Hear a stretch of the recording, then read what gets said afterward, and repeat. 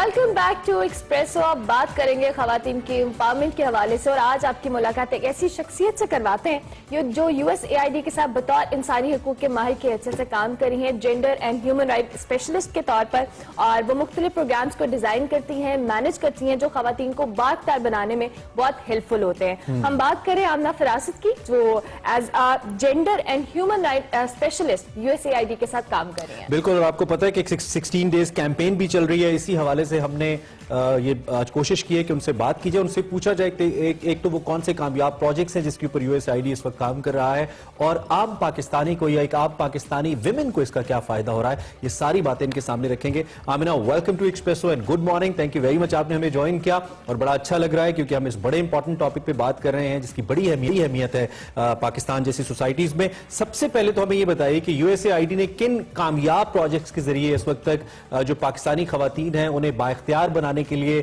ان کی فائنینشیل معاونت کے لیے، اکنامک ڈیولپمنٹ کے لیے اپنا رول پلے کیا ہے. السلام علیکم، تھینک یو سو مچ. مجھے بہت خوشی ہو رہی ہے کہ آج میں یہاں آپ کے ساتھ ہوں، اور آج ہم بہت ایک اہم موقع پر، اہم موضوع پر بات کرنے کے لیے یہاں پر اکٹھے ہوئے ہیں. جی، جہاں تک USAID کی بات ہے، امریکی حکومت کی ہمیشہ سے یہ کوشش رہی ہے کہ ان کے جتنے بھی ڈیولپمنٹ پروگرامز ہیں پاکستان میں جو USAID کے ذریعے امپلیمنٹ کرتے ہیں، حکومت پاکستان کے ذریعے ہم پارٹنرشپ جو ڈیولپ کرتے ہیں، اس میں ہمارے مرد اور خواتین کو ایکولی استفادہ ہو سکے اس پروگرام کے ذریعے. اسی طرح ابھی میں اگر بات کرنا چاہوں گی اپنے فلیگ شپ جینڈر ایکویٹی پروگرام کی، جو کہ امریکی حکومت نے USAID کے ذریعے، حکومت پاکستان کے ذریعے لانگ ٹرم پارٹنرشپ ڈیولپ کی، اور یہ پروگرام 7 سال چلا، 2010 سے 2017 تک. اس پروگرام نے بہت گراں قدر کامیابیاں حاصل کی، اور اس پروگرام نے اس اہمیت کو پاکستان میں اجاگر کرنے کی اہمیت کو اجاگر کیا کہ پاکستان میں خواتین کی ترقی پر زور دینا چاہیے، اور خواتین کے متعلق پروگرامز کو اور زیادہ پروموٹ کرنا چاہیے پاکستانی سوسائٹی میں. اب میں اس پروگرام کے کلیدہ جو ان کامیابیاں حاصل کی ان پہ میں ضرور بات کروں گی. اس پروگرام نے چار بیسک جو پارٹس پہ کام کیا، جس میں انہوں نے ایک ایڈریس کیا جینڈر بیسڈ وائلنس کو کم کرنے میں مدد کی، اس کے علاوہ خواتین کو بااختیار بنانے میں مدد کی، اور انصاف کی فراہمی کے اوپر، اور ان آرگنائزیشنز کو سپورٹ کیا جنہوں نے خواتین کو بااختیار اور خواتین کی برابری کے حقوق پر آواز اٹھائی.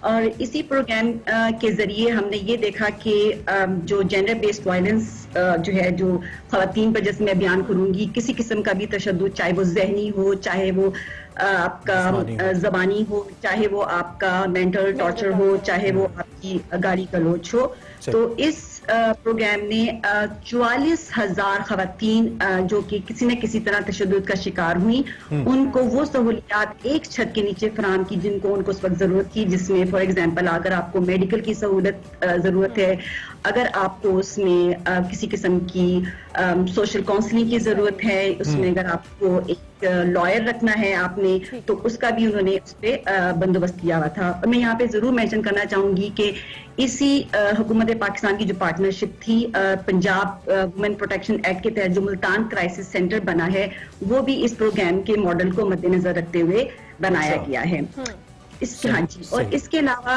علاوہ امریکی حکومت نے USAID کے ذریعے منسٹری آف ہیومن رائٹ کے ساتھ بھی کافی کام کیا، جس میں ہم نے 196 یعنی 196 پبلک پروسیکیوٹرز کو ٹرین کیا جینڈر سینسیٹائز ٹریننگ کے اوپر، اور یہ ان کو ہیلپ دی کہ وہ جو جینڈر بیسڈ وائلنس کی جو افیکٹڈ خواتین کے کیسز کو عدالتوں میں کتنے اچھے طریقے سے کو دفاع کیا جا سکے. ٹھیک ہو گیا. اچھا آمنہ، ابھی آپ کی کہ USAID سمیت بہت سارا کام ہو رہا ہے اس خواتین کے حوالے سے، جینڈر ڈسکریمنیشن کے حوالے سے. ابھی بھی Pakistan global gender gap index کے مطابق سب سے نیچے کیوں ہے؟ اس کی ریزن کیا ہے بیسیکلی؟ جی، اس سے پہلے کہ میں اس کی ریزن پہ جاؤں، میں ضرور بتاؤں گی کہ گلوبل جینڈر گیپ انڈیکس ہے کیا. عالمی اقتصادی فورم ہر سال ایک رپورٹ شائع کرتا ہے جس میں وہ 4 شعبات میں دیکھتا ہے، یعنی صحت، تعلیم، معاشی ترقی اور سیاست میں، کہ وہاں پر جو سہولیات ان ممالک میں دی جا رہی ہیں ان کا خواتین اور مردوں میں کس طرح ان سہولیات کا فرق پایا جاتا ہے, یعنی ان میں کون سی ایسی ڈسکریمنیشن پریکٹسز ہیں. تو بہت افسوس کے ساتھ کہنا پڑتا ہے کہ پاکستان اس انڈیکس پہ 2019 کی رپورٹ کے مطابق 151 نمبر پر ہے آؤٹ آف 153 کنٹریز. تو اور اس کی کئی وجوہات ہو سکتی ہیں. اس میں آپ کی جینڈر انسینسٹیو پالیسیز ہیں جن میں آپ یہ خواتین کے حقوق کا خیال نہیں رکھا جاتا ان پالیسیز میں. اس کے علاوہ آپ کی جینڈر ڈسکریمنیشن پریکٹسز ہیں. اس کے علاوہ آپ کا جو سوشیو اکانومی یا جو آپ کا سماجی اور معاشرتی آپ کے ملک کے حالات ہیں, اور اس میں ہمارے کلچر کا بھی بہت رول ہے اس میں. تو اگر میں فار ایگزامپل اگر آپ کو چھوٹی سی مثال دوں کہ اگر آپ ایک پالیسیز بناتے ہیں, ان پالیسیز کو بنانے والے ہی اگر اس پینل میں خواتین شامل نہیں ہیں تو وہ کس طرح وہ پالیسیز جینڈر سینسٹیو بن سکتی ہیں. اسی طرح اگر میں ایک کلچر کی مثال دوں, اگر آپ کو ہیلتھ کی مثال دوں کہ ہمارے اسپیشلی جو دیہاتی علاقے ہیں وہاں پر اگر خواتین ہاسپٹل جانا چاہتی ہیں تو ان کو اپنے گھر کے اپنے ہسبینڈ یا کسی بڑے مرد کی ضرورت ہوگی کہ وہ ان کی اجازت کے ذریعے جا سکیں. اور سوچنا پہلو یہی ہوتا ہے کہ وہ خواتین اسپیشلی جب وہ زچگی میں ہوتی ہیں, ڈلیوری میں ہوتی ہیں, تو وہ کبھی ان کی طبیعت اتنی زیادہ خراب ہو جاتی ہے تو وہ گھر پہ ہی ان کی ڈیتھ ہو جاتی ہے. اسی لیے پاکستان میں یہ زچگی کے دوران خواتین کی ڈیتھ کا رجحان بہت زیادہ ہے. اور دیٹس وائی یہ انڈیکس بھی انڈیکیٹ کر رہا ہے کہ پاکستان میں یہ ڈیفرنس بہت زیادہ ہے. اچھا, آپ یہ بھی بتائیے آمنہ, چونکہ آپ نے خود اس سے پہلے 4 کی سبجیکٹس کی بات کی کہ ان کے اوپر آپ لوگ کام کر رہے ہیں اور آپ نے کام کیا ہے. اسی میں جینڈر ڈسکریمنیشن بھی ہے کہ اس کو ختم کرنا ہے. ایک تو یہ کہ یہ توازن کیسے لایا جائے. پاکستان کی سم آؤ میل ڈومیننٹ سوسائٹی ہے, ہم کہہ سکتے ہیں, جیسے کہ آپ نے کچھ واقعات کا ذکر بھی کیا, تو نکلے کیسے؟ اس کے لیے کیا کنٹریبیوشن ہے, کیا اسٹریٹجی ہے آپ کی؟ جی, اس کی یہ اسٹریٹجی ہے کہ آپ جب ہمارے جیسے اگر میں مثال دوں ہمارے بھی جو یو ایس ایڈ کے پروگرام ہیں جو ہم اپنی امریکی حکومت یو ایس ایڈ کے ذریعے حکومت پاکستان کے ذریعے جو پارٹنرشپ ڈیولپ کرتی ہے, ہماری یہی کوشش ہوتی ہے کہ ہمارے پروگرامز میں ہم اپنے جو بینیفیشریز ہیں جو ہمارے پروگرامز سے مرد اور خواتین جو ہیں برابری کی سطح پر مستفید ہو سکے, اور ہم کوشش کرتے ہیں کہ ہم اس کے 50-50 کا ریشو رکھ سکیں. اور اس کے علاوہ ہماری یہ کوشش ہوتی ہے کہ اگر ہم ہمارے جو اگر میں حکومت کا بھی پرسپیکٹو لوں تو ان کو بھی چاہیے کہ وہ اپنی پالیسیز میں جب وہ ڈیسیژن میکرز ہیں ان میں وہ اپنی خواتین کو بھی شامل کریں.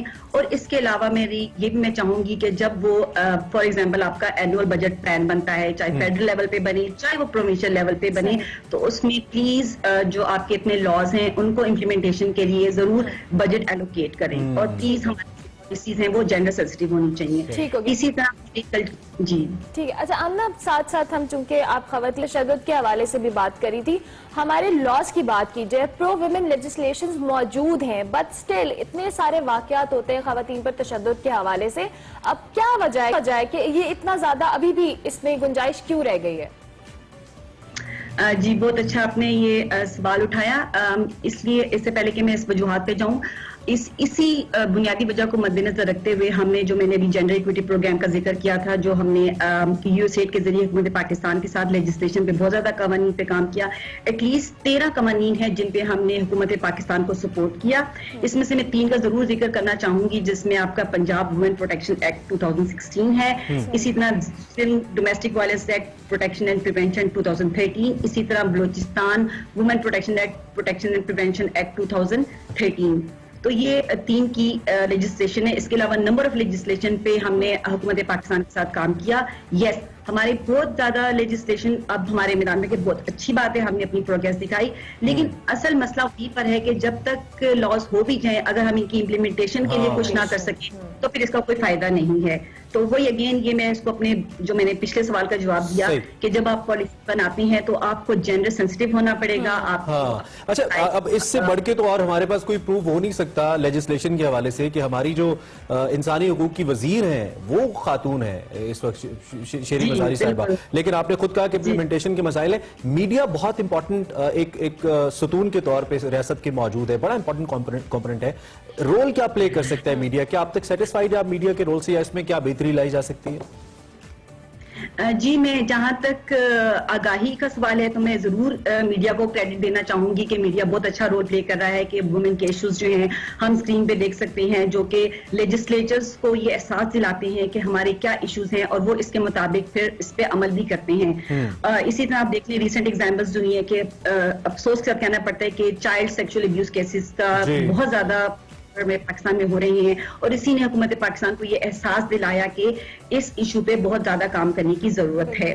और इसके अलावा मैं ये चाहूंगी कि मीडिया जहां तक इश्यूज को आइडेंटिफाई करता है, लेकिन मैं चाहूंगी कि वो हमारे रोल मॉडल्स को भी सामने लेके आए, कुछ इंस्पिरेशनल स्टोरीज दिखाए, स्पेशली हमारे जो मेल चैंपियंस हैं कि किस तरह वो अपनी बच्चियों की तरबियत कर रहे हैं, किस तरह औरतें अपने मुआशरे की बिल्डअप में कितना पॉजिटिव बड़ा अच्छा, ये आप बड़ी अच्छी सजेशन है आपकी। आप इंस्पिरेशनल स्टोरीज भी दिखाएं तो it will really make a difference in our society. अच्छा आमना, इन पर हम इस, चूंकि आप इतने इंपॉर्टेंट इशू पे बात कर रही हैं, खवातीन के साथ अगर हम डिस्क्रिमिनेशन की बात करते हैं, वायलेंस अगेंस्ट वेमेन की बात करते हैं, हमारे प्लेटफॉर्म से कोई मैसेज, कोई ऐसी बात जो आप हमारे देखने वालों को एज अ मैसेज कन्वे करना चाहें, सो platform is all yours.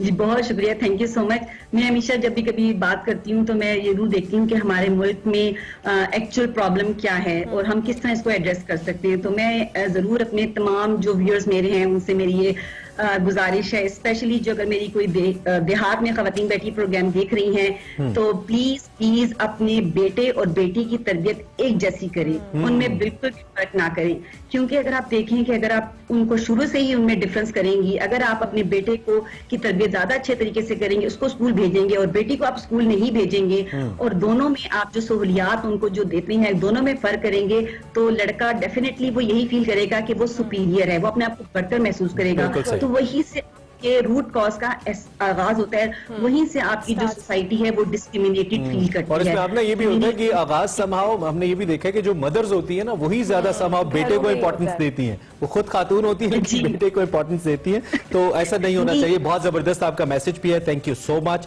It's great to have you on board. अच्छा काम कर रही हैं आप, और ये बहुत एक इंपॉर्टेंट इशू है जिसपे हमें मजीद काम करने की जरूरत है, और यूएसएआईडी के साथ मिलकर अगर आप ये कैंपेन चला रही हैं तो इट्स अ ग्रेट इनिशिएटिव। आपको इस पे हम कोशिश करेंगे ऑन एंड ऑफ के इस बात होती रहे, बहुत जरूरी है। Thank you so much once again. आमना फिरासत हमारे साथ मौजूद थी, यूएसएआईडी की gender and human rights specialist, अपने ख्यालात का इजहार कर रही थी और यूएसएआईडी के कंट्रीब्यूशन के बारे में भी बता रही थी कि उसने क्या क्या अब तक काम किया इस सूरत हाल को लेकर। इस पर मजीद बात करते रहेंगे। एज अमना सेड, इस पॉइंट पे हमने ब्रेक लेनी है और ब्रेक के बाद आएंगे कुछ मजीद सेगमेंट्स के साथ। आप देखते रहिए एक्सप्रेसो।